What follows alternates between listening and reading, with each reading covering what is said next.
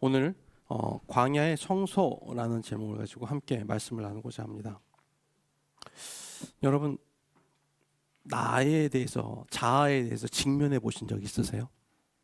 날 것의 나, 아무것도 가려져 있지 않은 나, 포장된 나 말고 다른 사람이 보는 내가 아니라 내가 진짜 알고 있는 나, 나의 추함, 나의 더러움, 나의 추악함, 나의 모든 역사를 알고 있는 진짜 날 것의 나. 여러분, 아무것도 포장되어 있지 않은 나를 만난다는 것은요, 대단히 무서운 일입니다. 부담스럽고 버겁습니다. 그래서 세상에 살아가면서 가장 용기 있는 사람은, 저는 아무것도 가려지지 않은 민낯의 나를 대하는 사람이라고 생각해요. 대부분 사람들이 불편해합니다. 그런 나를 직면했을 때. 그러니까 나를 속을 생각할 때는 뭐 이해가 되죠. 근데 이걸 탁 까놓고 객관적인 입장에서 드러내는, 마치 텔레비전에다가 방영해서 나의 날 것의 모습을 드러내고 내가 그걸 본다고 생각했을 때 나. 정말 힘들어요. 그건 진짜 힘듭니다. 만약 여러분, 내가 나를 안다고 하지만 내 내면의 음성을 녹음하는 녹음기가 있다면, 누구도 모르는 나의 실체를 찍어 보관하는 카메라가 있다면, 여러분 얼마나 무서울까요? 정말 두렵고 무서울 거예요. 우리는 나 자신의 처참한 모습을 알기 때문에 나를 잘 바꾸려고 하지 않습니다. 대신에 나를 둘러싼 다른 것들, 나를 둘러싼 환경들, 나를 둘러싼 것들을 자꾸 바꾸려고 해요.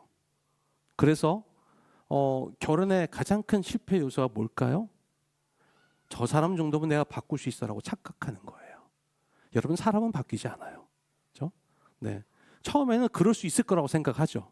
그런데 사람은 바뀌지 않습니다. 본성 그대로 가고, 그거를 얼마나 인정해 주느냐, 그리고 서로 간에 타협하지 않고 잘 용납해 주느냐에 원만한 결혼 생활의 상황이 있습니다.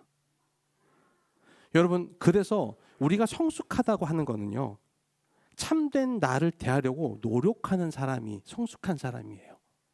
진짜 나를 인정해주고 그 나를 존중해주고 때로는 그 나가 있는 것을 그냥 놔두는 그런 상태들.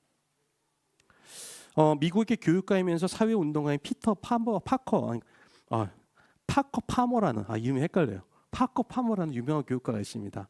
이분이 현대인이 공적인 역할과 감춰진 영혼 세계 사이에 분리된 일상을 살아가고 있다라고 책에서 설명을 했어요. 그러니까 공적인 영역, 내가 사회에 드러나는 영역과, 그리고 또 내가 일상 속에 살아가는 영역에 분리돼서 살아간다는 거죠. 이게 세상에 성공을 거둔 사람일수록 더 심하다는 거예요. 그래서 세상에 성공을 거둔 사람일수록 영혼과의 접촉을 끊고 자기에게 부여된 역할 속으로 숨어 들어간다. 뭐 CEO다, 뭐 유명한 연예인이다. 그러면 그 역할에 부여되고 자신을 속이는 거죠. 그리고 자신은 그런 사람인 양 살아가는데 실제적인 자기 자신은 그 안에서 무너지고 있는 것이죠.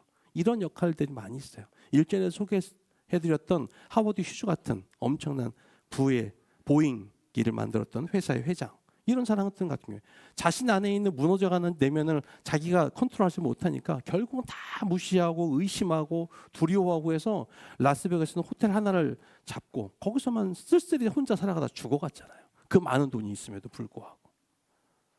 보이는 부분에서는 당당하고 멋져 보이지만 실상 그 내면은 무너져가는 건물의 잔해일 수 있는 겁니다. 그래서 파커 파머는, 자꾸 이름이 안 붙네요. 파커 파머는요, 자기의 영혼의 목소리를 들을 수 있도록 도와주는 일종의 커뮤니티가 필요하다고 얘기를 해요. 그걸 일컬어서 신뢰의 서클이라고 얘기합니다. 그러니까 신뢰의 서클은 뭐냐면요, 이 사람을 있는 그대로 해주는 거예요. 그러니까 괜히 뭐 값싼 위로, 힘들었지, 너무 안 됐다, 뭐 이런 값싼 위로를 제공하는 것도 아니고, 네, 섣불리 그 사람을 바로잡으려고 하는 조언하는 것도 아니고, 그냥 그 사람을 있는 그대로 존중해주고, 그리고 조용하게 그냥 그 소리를 경청해주는 신뢰의 서클. 그러니까 성숙한 사람일수록 내가 아는 것으로 사람을 함부로 재단하지 않고 그냥 그 사람을 있는 그대로 존중해주는 거죠. 놔두는 거죠. 그리고 그 사람이 스스로 깨닫고 성장할 수 있도록 기다려주는 거죠.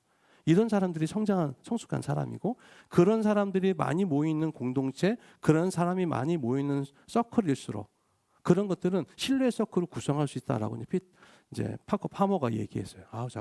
왜 자꾸 피터라는 이름이 자꾸 나오는지 모르겠어요. 그래서 옛날에 한 성인이 이렇게 얘기합니다. 우리가 땅을 딛고 서 있으려면은 딱 두 발 디딜 수 있는 공간만 필요하다. 그런데 만약 그 딛고 서 있는 공간 이외의 땅들을 다 잘라내 파내 버린다면 그 사람은 그 땅에 딛고 서 있을 수 없다. 여러분, 저는 너무나 맞는 말 같아요. 우리가 진짜로 서 있는 땅은 요만큼이지만 여러분, 우리가 백척간도 위에 서 있다고 생각해 보세요. 바람도 안 불어요. 그냥 있어요. 그냥 누가 미는 것도 아니에요. 하지만 어때요? 곧 떨어질 것 같은 두려움과 무서움이 있겠죠. 거기 못 서 있을 거예요. 너무 무서워서. 흔들을 거기다가 오 하고 떨어지겠죠. 근데 우리가 움직이잖아요. 그대로 있어요. 하지만은 내 주변 옆이 다 평평해요. 그럼 어떨까요? 우리는 안전하게 서 있을 수 있을 거예요. 이 예상년이 뭐라고 얘기했냐면, 그래서 우리한테는 쓸모 있음과 쓸모 없음을 함부로 판단할 수 없다라고 얘기해요. 일견 우리가 볼 때는 참 쓸모없는 것처럼 보이지만 그것이 있음을 통해서 나도 존재할 수 있고 또 내가 있음을 통해서 그것도 존재할 수 있는 것이죠. 우리가 볼 때 필요하지 않은 것, 쓸모없음이 지금 당장 나에게 소용되지 않는다고 해서 필요없음이 아니라는 사실을 깨닫는데 여러분, 얼마만큼의 시간이 걸릴까요? 우리는 공간의 비효율성, 물건의 효용 가치, 시간의 짜임새 이런 것처럼 모든 것을 쓸모 있는 것과 쓸모 없는 것으로 나눕니다. 하지만 우뚝 선 한 평도 안 되는 봉우리에 홀로 서 있을 수 없듯이 우리를 둘러싼 모든 것은 단순하게 효용 가치로만 따질 수 없습니다. 그래서 지금에 흘러가는 시간, 마치 낭비처럼 보이는 좌절의 시간, 허송세월처럼 보내는 느껴지는 그 쉼의 시간, 이 모든 것이 내가 지금 서 있는 곳을 지탱하는 소중한 배경이 될 수 있습니다. 하나님이 나한테 그걸 다 마련해 주신 이유가 있어요. 그러니까 함부로 모든 것을 허투루 여기지 않아야 되는 것이죠. 그래서 제가 처음에는 자기계발서를 무척 많이 봤어요. 한참 제가 이제 어렸을 때 유행했던 게 스티븐 코비의 7가지의 법칙, 성공의 7가지 법칙. 그것부터 시작해서 뭐 나폴레옹 힐이라든지 뭐 내 안에 잠든 거인을 깨워라, 뭐 여러 가지 자기 개발서들이 있어요. 근데 그 수많은 개발서들을 섭렵하고 또 강의를 했던 분들이 얘기하더라고요. 그거 다 들었으면 세상이 바뀌어야 되는데 왜 안 바뀔까요? 못하니까. 그거 쓴 사람도 못하니까. 여러분, 스티븐 코비가 성공의 7가지의 법칙을 써서 엄청난 히트작을 썼거든요. 근데 그 사람 파산했어요. 네, 파산했어요. 그래서 물어봤잖아요, 기자가. 당신은 어떻게 이렇게 파산했습니까? 물어보니까 내가 쓴 대로 살지 않았습니다. 그러니까 자기도 자기가 쓴 대로 살기 어려울 정도의 가치를 얘기한 거예요. 그만큼 어려운 것이죠.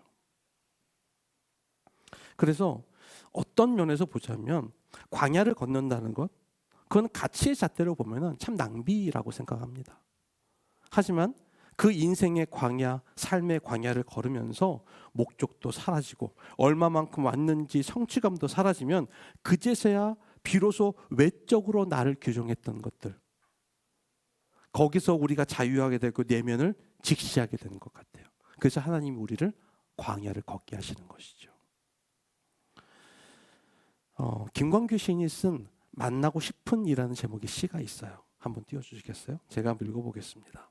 전문은 너무 길기 때문에 짧게 줄였어요. 모두가 모르는 사람들이다. 그러나 이상하게도 낯익은 얼굴들이다. 내가 모르는 낯익은 사람들이 너무 많구나.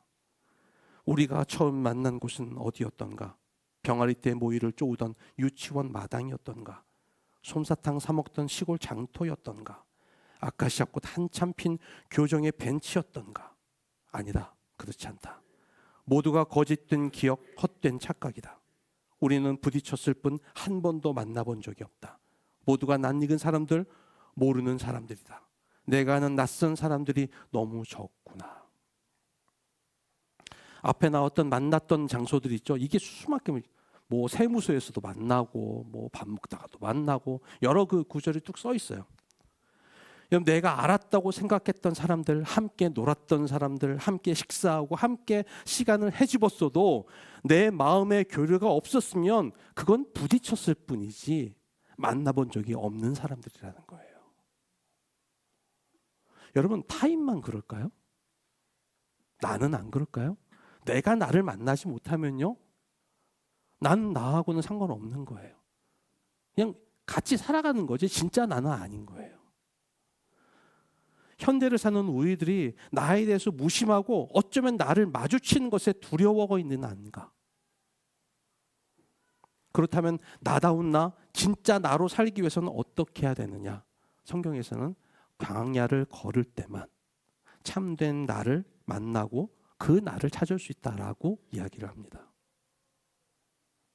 하나님은 그곳에서 민낯의 나를 만난 사람만 하나님을 갈망하고 하나님을 찾을 수 있다고 하세요. 그래서 광야를 걷는다는 건 안일한 나, 나태하고 태만한 나, 그것을 뒤로하고 나를 찾는 사람이 되어야 된다는 거예요. 그 광야를 들어가서. 여러분 지난 시간에 얘기했던 노래하는 나무, 그 노래하는 나무를 만나려면 어떻게 해야 될까요? 높은 산 위로 올라가야 돼요. 편했던 평지의 삶을 버리고 험준 고산 줄령 올라가야 그 노래하는 나무, 울림이 있는 나무를 만날 수가 있어요. 내 안에 거룩, 그 진정한 울림 있는 삶을 살아내려면 광야로 떠나야 되는 거예요. 오늘 그 이야기를 좀 해보려고 하는 겁니다. 여러분 지난 시간에 우리가 다윗을 통해서 우리 삶의 광야를 주시는 이유 무엇인지 한번 살펴봤습니다.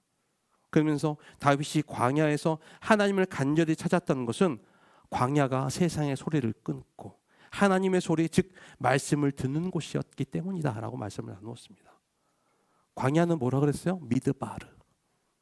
히브리 원어로 미드바르인데 이 미드바르의 어원이 뭐였냐면 다바르, 말씀이다. 그래서 광야는 어떤 곳이냐? 바로 하나님의 말씀을 듣는 곳이다. 세상의 소리를 끊고 세상의 욕구를 끊고 하나님의 말씀을 듣는 곳이 바로 광야다. 하나님 왜 우리를 광야로 몰아넣으시냐? 세상의 소리를 끊고 하나님의 소리를 듣게 하기 위해서. 세상의 소리, 욕망의 소리가 가득한 곳에서는요, 하나님의 말씀에 집중할 수 없기 때문에 하나님은 때로 억지로라도 우리를 의도적으로 광야로 밀어 넣으시는 거예요. 거기서 다윗은 왕궁의 소리에 익숙했던 자신의 귀를 버리고 하나님의 소리를 들을 수 있었어요. 순례자는 광야라는 한계 속에서 자신의 근본과 소명을 의식하는 자라고 제가 함께 나누었습니다. 그렇게 묻고 또 물어서 자신을 낮추어서 하나님의 명령에 순종하도록 이스라엘 백성도 광야로 이끌었다고 신명기 8장에서 했다고 나누었죠. 인생 광야에 생존할 수 있는 유일한 길은 그 말씀에 순종하는 것뿐이 없다라고 함께 나누었습니다. 자, 이제 그렇다면 다윗이 유대 광야를 걸으면서 인생의 광야를 걷는 우리도 똑같이 겪는 증상에 대해서 한 가지 살펴보기를 원합니다. 1절 한번 보시죠. 1절을 함께 같이 한번 읽어보겠습니다. 1절 시작. 하나님이여 주는 나의 하나님이시라. 내가 간절히 주를 찾되 물이 없어 마르고 황폐한 땅에서 내 영혼이 주를 갈망하며 내 육체가 주를 앙모하나이다. 아멘. 여러분 지금 유대 광야를 걷고 있는 다윗이 뭘 느껴요? 갈증을 느껴요.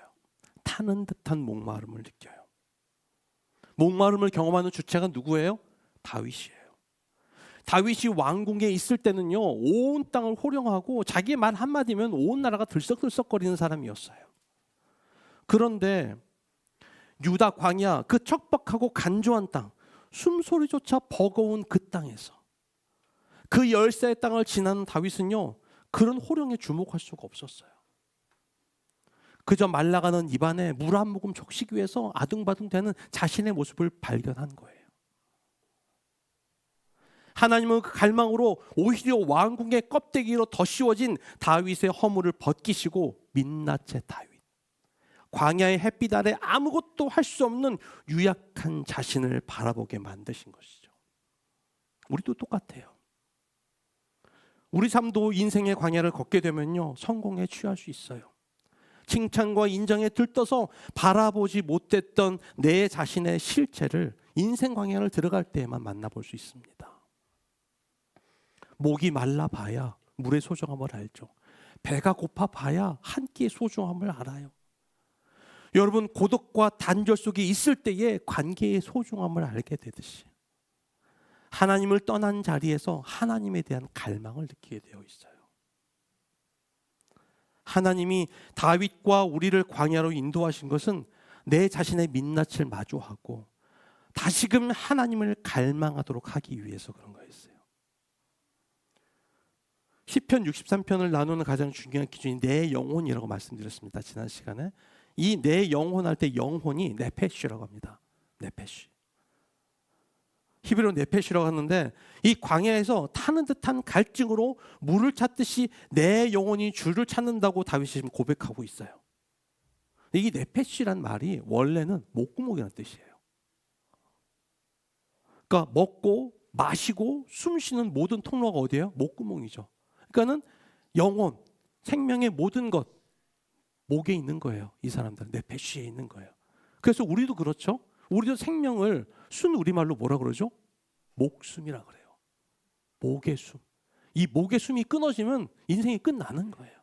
우리의 모든 것들이 목의 숨에 달려 있는 거예요. 목에 들어오고 나가는 것들, 숨과 물과 먹을 것들을 통해서 이 목을 통해서 나오지 않는 것이 끊어져 버리면 모든 것이 끊어지듯이 이 네페시를 통해서 자기의 모든 것들을 감당하는 그 여기가 갈망해진 거예요. 갈증이 채워졌어요. 근데 어떤 거예요? 단지 육체적인 갈망이 아니에요. 영혼의 갈망, 영혼의 갈증이 이 영에서 너무 갈급해지는 거예요. 언제? 인생 광야에 몰아닥쳤을 때에. 그 안에 들어가 있을 때에 타는 듯한 목마름이 있어요. 예전에 몰랐어요. 왜? 거기는 물도 풍부하고. 근데 그 물은 그리고 거기 있는 많은 먹을 것들은 가짜예요. 허황이에요.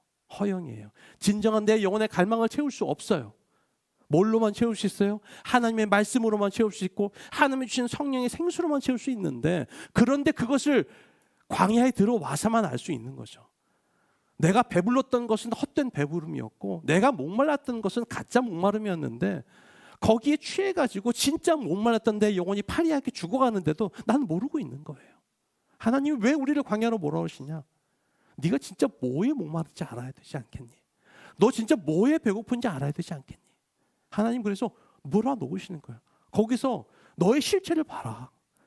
네가 지금 뭐 때문에 목말라하는지, 네가 뭐 때문에 지금 배고파하는지, 네가 뭐 때문에 힘들어하는지 너의 영혼의 실체를 보렴이라고 말씀하시는 거예요.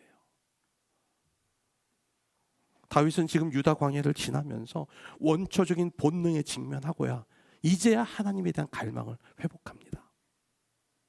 그래서 정말로 중요한 고백을 합니다. 2절입니다. 한번 읽어볼까요? 2절 시작.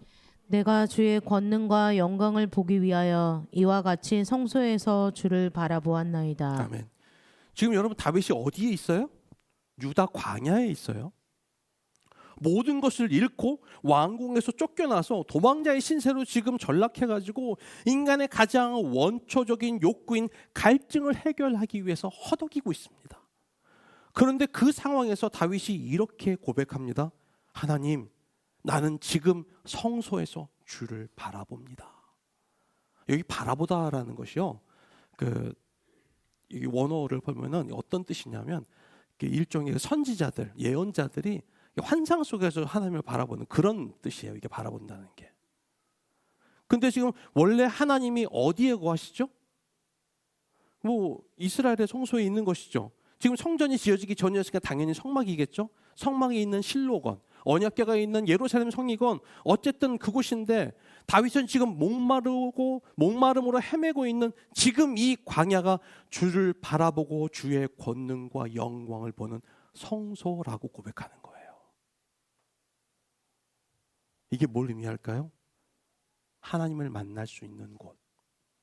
하나님의 성소는 어떤 영험한 장소가 아니고 화려한 왕궁이 아니라 지독한 갈증으로 인해 한 방울의 물을 찾듯이 간절함이 있는 내 삶의 광야란 뜻이에요. 다윗은 삶의 경각에 달린 그 자리에서야 간절히 하나님을 찾게 되었다. 지금 이렇게 고백하는 거예요. 여러분, 나에게는요, 어떤 자리가 하나님을 간절히 찾게 되는 자리입니까? 어떤 분들은 말하죠. 뭐라고 얘기하냐면, 저요, 제가 성공만 하면요, 그때는 열심히 하나님을 섬길 거예요. 아유, 목사님, 제가 이 괴롭히는 이 문제만 해결되면요, 그때는 저 열심히 주님을 섬길게요. 그때까지만 참아주세요. 목사님, 제가 고민하는 이 상황만 해결되면 저 교회가 내 집처럼 그냥 열심히 할게요. 이렇게 말을 합니다. 근데 하나님은요, 진짜 하나님은요, 절대 그런 곳에서 만날 수 없어요. 우리는 나를 괴롭히는 문제 때문에 하나님 앞에 나올 수 없고, 지금의 어려운 상황 때문에 하나님께 헌신할 수 없으니 지금의 나의 상황을 해결해 달라고 이야기합니다. 그런데 다윗은요, 인생의 목마름이 있는 곳, 처자라는 굶주림이 있는 곳, 낮에는 타는 듯한 열기가 있고 밤에는 살을 애는 듯한 추위로 고통스러운 광야에서 생의 위기에 직면하고 나서야 그 갈증으로 힘들 때 진정한 하나님, 참 하나님을 만난다고 고백하고 있는 거예요. 저요, 솔직히 이걸 인정하고 싶지 않았어요. 이거 설교 안 하고 싶었어요, 이 말을. 근데 여러분, 저를 돌아보면 저라는 존재가 꼭 그런 존재더라고요. 어려울 때는요, 정말 간절히. 근데 문제가 딱 해결되면요, 욕구가 사라지잖아요. 원래 그렇잖아요. 우리가 인간이라는 것이 화장실 들어갈 때와 나올 때는 전혀 심정이 다르잖아요. 어느 사람이 그러더라고요. 이렇게 우스개 영상이 있었는데 너무 화장실이 급했어요. 딱 갔는데, 공중화실을 갔는데 모든 화장실이 다 찬 거예요. 다 찼어요. 막 찼어요. 그랬더니 갑자기 제발 좀 누가 한 사람 나와주세요, 나와주세요. 막 간절히 부르게 꼼짝도 안 하는 거예요. 다들 이제 배가 아프고 급하니까 갑자기 지금 당장 나오는 분한테 5만 원 드리겠습니다.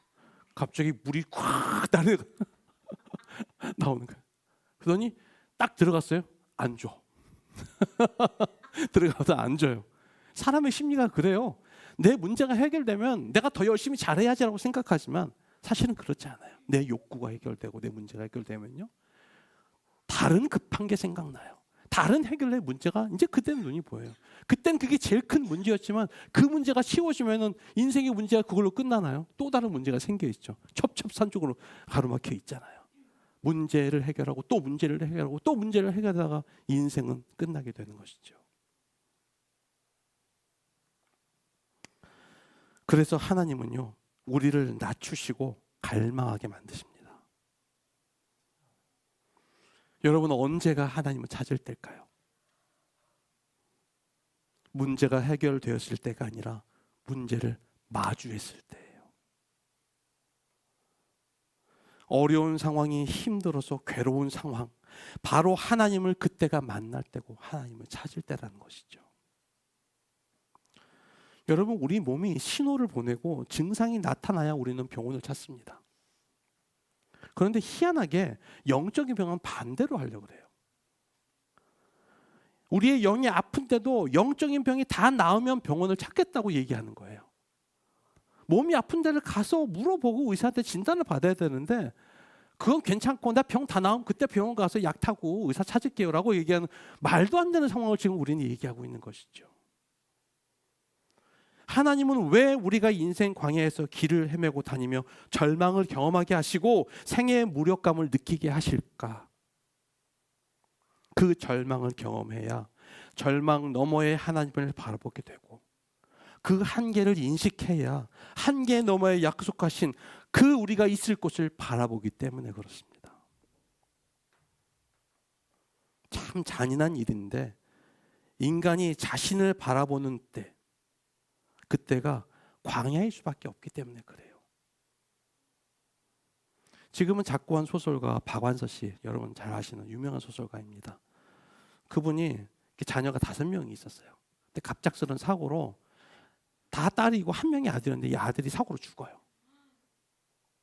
아들을 너무 사랑했어. 아들이 너무 착해. 엄마 말이면 끔찍하게 말 듣고 너무너무 눈에 넣어도 안 아픈 너무 이쁜 아들이야. 근데 갑자기 아들을 죽었어요. 하늘이 다 무너져요. 남편도 이미 이제 소천하고 돌아가셨고 아들밖에 없는데 아들이 사고로 죽었으니 얼마나 엄마의 마음이 무너지겠어요.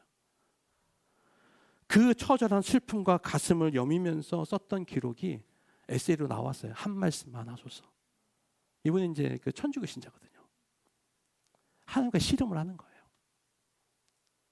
그러면서 그 처절한 기록의 그 일부분을 제가 한번 잠깐 읽어볼게요. 얼마나 처절한지 한번 띄워주세요. 읽어보겠습니다. 내가 교만의 대가로 이렇듯 비참해지고 고통받는 것은 당연하다고 치자. 그럼 내 아들은 뭔가? 창창한 나이에 죽음을 당하는 건 가장 잔인한 최악의 벌이거늘 그 애가 무슨 죄가 있다고 그런 벌을 받는단 말인가. 이 애미에게 죽음보다 무서운 벌을 주는데 이용하려고 그 아이를 그토록 준수하고 사랑 깊은 나이로 점지하셨더란 말인가. 하나님이란 그럴 수도 있는 분인가. 사랑 그 자체란 하나님이 그것밖에 안 되는 분이라니 차라리 없는 게 낫다. 아니 없는 것과 마찬가지다. 누가요? 하나님이란 게 없는 게 마찬가지라. 얼마나 속상했으면 일기에 거의 다를 다 그렇게 써요. 아픈 거예요. 힘든 거예요. 얼마나 아들의 죽음이 점이고 아팠으면 이런 고백을 했겠냐고요. 그런 고백을 적었겠냐고요. 결국 나중에 보면 이 박원서 작가가 그 끝에 말미에 이걸 이제 받아들입니다. 용납해요. 근데 아이러니하게 타인의 아픔과 타인의 슬픔 이걸 통해서 이제 받아들이고 그리고 이제 그런 것들을 통해서 이제 점점 이것이 내가 이겨나가야 되니까 받고 감내해야 된다는 걸 깨닫고 이렇게 지나갑니다. 여러분 우리도요 사실은요 누구나 광야를 원해서 들어가는 사람은 없어요. 누가 바래서 삶의 고난으로 들어가는 사람은 없습니다. 편하고 싶고 행복하고 싶고 우리도 인생 좋게 살고 싶습니다. 제가 고민을 해봤어요. 하나님이 저한테 한 100억 정도 땡겨주시면은 저는 계속 목회를 할까? 안 할 것 같아요.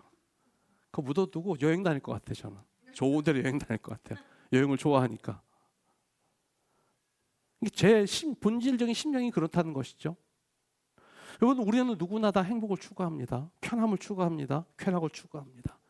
그리고 즐겁고 기쁜 일을 좋아합니다. 인지상정이에요. 그런데 하나님도 그걸 모르는 바는 아니시고 그것이 우리한테 좋다는 것을 알지만 때로는 하나님이 아프지만 우리를 억지로 몰아넣으실 때가 있어요. 거기 가서야 하나님을 진짜로 만나기 때문에. 하나님이 우리를 광야로 밀어넣으시는 이유는 여기서만 경험할 수 있는 갈증이 있어야 여기서만 경험할 수 있는 한계에 부딪혀야 그 너머의 하나님이 계시는 광야의 성소에 하나님을 바라볼 수 있기 때문에 그렇습니다. 하나님이 우리를 광야의 성소로 몰아넣으시는 까닭은 광야의 성소가 하나님을 만나는 최고의 자리이기 때문에 그래요. 안네 소피 무티라는 바이올리니스트가 있습니다. 이 바이올리니스트가 자신의 이름을 딴 안네 소피 무티라는 재단을 설립해서 아주 신세대 그 젊은 바이올리니스트를 양성하고 그들을 후원했어요. 그러면서 한 번 인터뷰에서 요즘의 차세대 연주자들 어떻게 보십니까? 물어봤는데 그가 이렇게 대답합니다. 독일에서는요, 동유럽이나 아시아 출신의 차세대 연주자들이 점점 더 두각을 나타내고 있습니다. 러시아, 일본, 중국, 한국 같은 연주자들 말이죠. 그러니까 이제 인터뷰하는 인터뷰어가 이렇게 물어봐요. 도대체 왜 그렇습니까? 그랬더니 안네 소피 무티가 이렇게 얘기를 해요. 그것은요, 고통을 감내하는 능력이 더 많기 때문입니다. 라고 얘기해요. 좋은 연주자가 되기 위해서는 악기와 함께 독방에 갇혀서 그 악기와 씨름하는 고통의 시간이 필요해요. 똑같은 음을 100번이고 1000번이고 완벽하게 연주할 수 있도록 수십 번 연주할 수 있는 그런 고통의 시간이 필요하단 말이죠. 뛰어난 연주자들도 그 시간이 필요한 것이죠. 우리도 마찬가지예요. 우리는 영혼이라는 악기를 가지고 광야라는 독방에 갇혀서 씨름하는 고통의 시간을 통과하지 않고서는 영혼의 성숙을 얻을 수가 없는 거예요. 우리는 인생 광야에서 버리고 비우지 못하면 절대로 그 광야를 통과할 수 없습니다. 여러분, 은혜는요, 물하고 똑같습니다. 물이 높은 곳에서 낮은 곳으로 흐르듯이 은혜는 자신을 비우고 자신을 낮추고 내 자아를 덜어낸 사람에게 흐르는 거예요. 가득 차 있는 사람한테는 은혜가 임하지 않아요. 내 자아를 덜어낸 가난한 사람에게 은혜는 임하고 그 은혜로 우리는 하나님을 기쁘게 하는 삶을 살 수 있는 거예요. 이제 말씀 맺습니다. 여러분, 예수님이 마태복음에서 복 있는 사람의 8가지를 나눠서 설명하십니다. 잘 아는 팔복에 대한 이야기죠. 그 중에 마태복음 5장 3절 제일 처음에 뭐라고 왔는지 같이 한번 읽어볼까요? 시작. 심령이 가난한 자는 복이 있나니 천국이 그들의 것임이요. 아멘. 여러분, 심령이 가난한 자는 복이 있대요. 그런데 그 사람에게 뭐가 주어져요? 천국이 주어져요. 여러분, 어느 시대에나 가난하다는 건요, 부끄러움의 대상이었어요. 가난해서 막 헐기적이 있으면요, 부끄럽죠. 어디도 못 나가고 모임도 못 나가고 친구도 못 만나니까 부끄럽단 말이에요. 그런데 예수님께서는 가난이 부끄러운 것이 아니라 버리지 못해 부자가 되는 것이 부끄러운 것이라고 말씀하고 계세요. 여러분, 높은 산에 자라나는 가문비 나무라고 있습니다. 이 가문비 나무는요, 빛을 받는 높은 가지에만 이 나뭇잎이, 침엽이 완성되어져요. 그 아래 빛을 받지 못해서 마르고 시든 가지는요, 딱 떨어져 나갑니다. 그래서 밑에는 매끈해요. 위에만 나뭇가지가 있어요. 그렇게 죽은 것이 떨어져가는 나무는요, 나이테가 얇고 가지가 없어서 섬유가 길고 단단한 질 좋은 목재가 돼요. 여러분, 가난은요, 부끄러운 것이 아니라 참된 삶을 향한 생존의 선택이었어요. 가문비 나무에게는. 마음이 가난하다는 것은 세상을 향한 부요한 마음, 세상을 욕망하는 마음을 죽은 나무까지 떨궈내듯이 덜어내는 것을 말합니다. 모든 것을 가지지 않고 해로운 것을 버리는 가난한 마음에 천국이 임한다고 예수님은 말씀하세요. 예수님께서 그 부요와 배부름에 대해서 이렇게 경고하셨어요. 누가복음 6장에서 이렇게 있습니다. 한번 읽어볼까요? 같이 시작. 그러나 화 있을진저 너희 부요한 자여, 너희는 너희의 위로를 이미 받았도다. 화 있을진저 너희 지금 배부른 자여, 너희는 주리리로다. 화 있을진저 지금 웃는 자여, 너희가 애통하며 울리로다. 아멘. 여러분, 예수님께서는요, 세상을 버리지 못하고 세상을 갈증하고 세상을 갈망하는 우리 영혼에 대해서 경고하고 계세요. 나는 주님이 찾으시는 것처럼 정말로 마음이 가난한 사람인가? 나는 내 삶의 광야의 성소에서 하나님을 찾고 있으려고 노력하는가? 아니면 여전히 나는 세상을 향해서 그 마음의 부요함과 갈망을 채우지 못해서 아등바등하고 있는가? 주님은 이 시간 우리에게 물으십니다. 너는 지금 어디에 있니? 내가 밀어놓은 광야의 성소에서 나를 만나려고 갈급해하고 갈망하고 있니? 아니면 여전히 너는 세상의 것을 앙망하고 추앙하며 그것을 그리워하면서 한탄하면서 시간을 허송세월하고 있느냐? 주님이 밀어넣으신 광야의 성소에서 우리 삶을 돌파보며 우리 삶의 한 걸음 한 걸음을 주님을 향한 갈망으로 채워가는 우리가 되길 주의 이름으로 축복합니다. 이 시간 우리가 조용히 잠시 좀 기도하는 시간 갖기를 원합니다. 하나님, 주님이 밀어넣으신 광야의 성소에서 주님만을 앙망하며 소망하기를 원합니다. 나의 이 고백을 담아 주 앞에 올려드리기 원합니다. 잠시 함께 기도하겠습니다.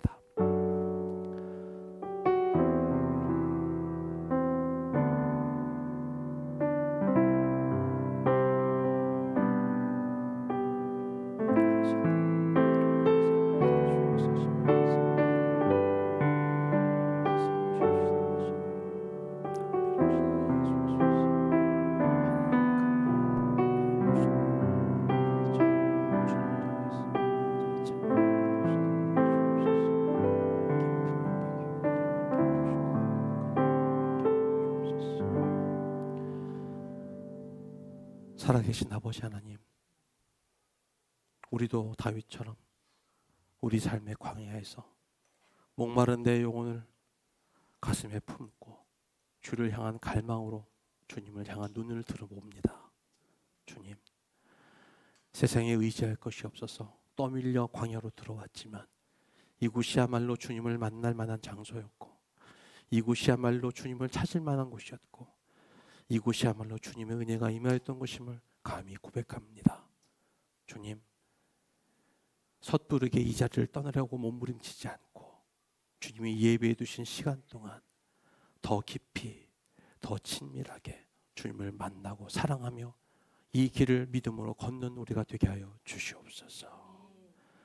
이 놀라운 은혜를 임하는 우리 모두가 되게 하시기를 원합니다. 살아계신 예수님의 이름으로 기도하옵나이다. 아멘.